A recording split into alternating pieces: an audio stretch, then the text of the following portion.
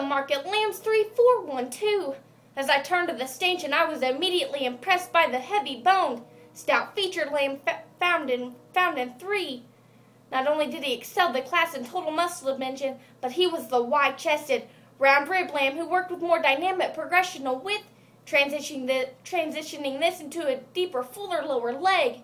And I believe that he would go to the rail working with more genuine meat animal shape. Now I realize 4 is as long patterned as any.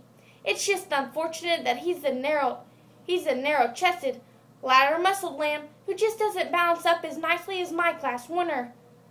But even though these are valid concerns, it still is an advantage in muscle that sorts my intermediate pair, as he's the wide-chested, bold-ribbed lamb whose wider over his rack and measures longer through his loin, and I would expect him to go the rail yielding more total pounds of retail cuts. Now I realize 1 is as good designed as any. It's just unfortunate that he's the narrow-made, flat-ribbed lamb who falls into a logical 3rd. But with that said, it still is kind that I like to sort my bottom pair, as he's the stouter-made, more extended lamb who has a decisive advantage in muscle and should harvest accordingly. Now I realize 2 is long-bodied, but I'm more comfortable keeping the poor-structured lamb in 4th, as he's a narrow-chested, light-muscled wether who offers the least amount of carcass potential. Thank you.